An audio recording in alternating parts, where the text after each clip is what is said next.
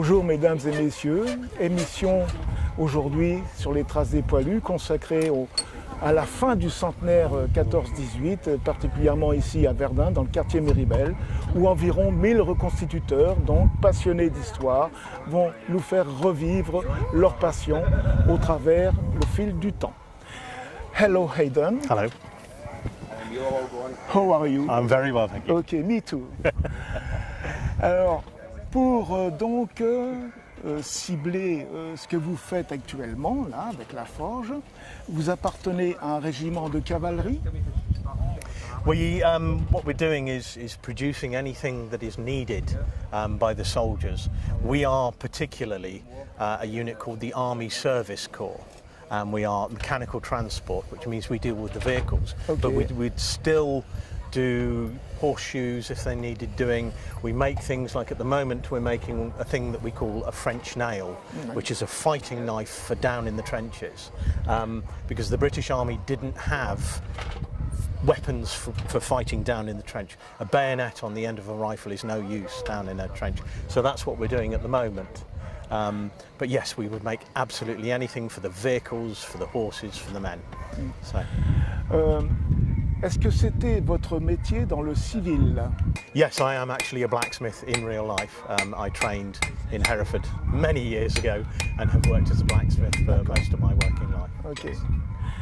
Alors, combien êtes-vous dans ce genre d'atelier pour seconder ou suivre donc les régiments avec votre atelier qui se déplaçait donc au fur et à mesure des cantonnements? Yes, they did follow the troops.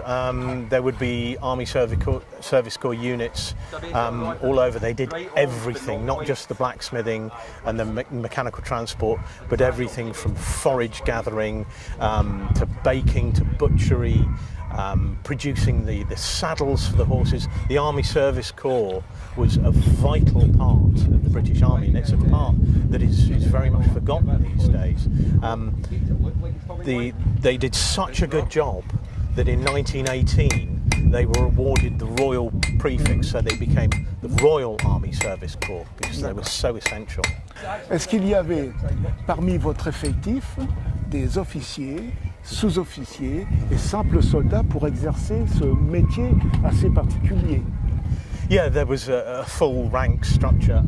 These two that are with me are both privates, but I'm actually a sergeant, and then I have the usual regimental officers and right up to colonel who would be in charge above me. Okay. So, yeah. Pour installer un tel atelier, donc, c'était sur l'arrière-front en toute sécurité.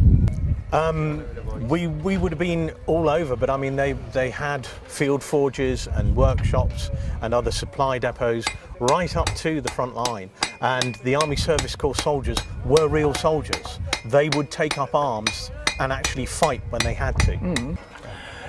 Dans votre atelier, pour confectionner tout ce que vous avez à faire, est-ce qu'il y avait souvent, lorsque vous occupiez certains villages français, des civils qui venaient vous voir pour forger quelques outils, disons, en profiter?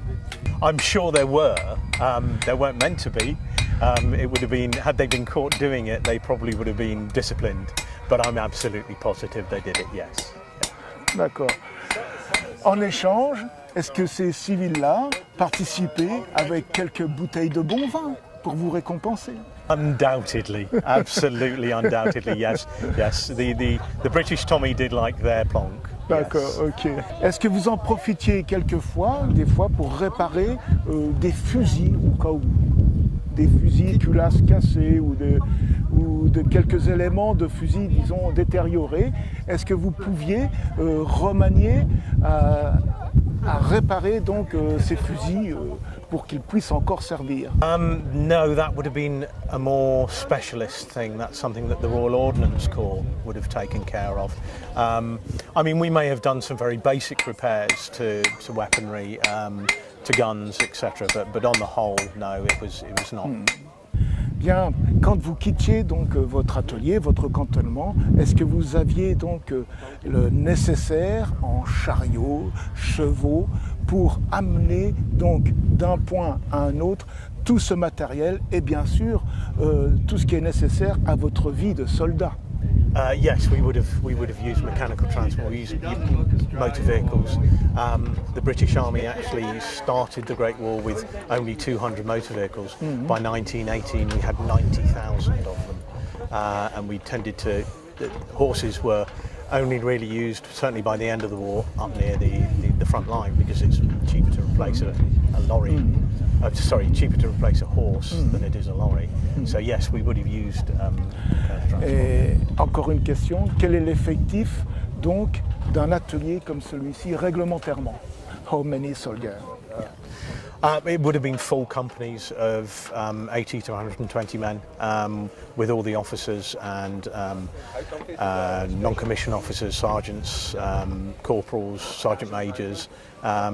Usually in charge was either a captain or a major. Thanks, Dane.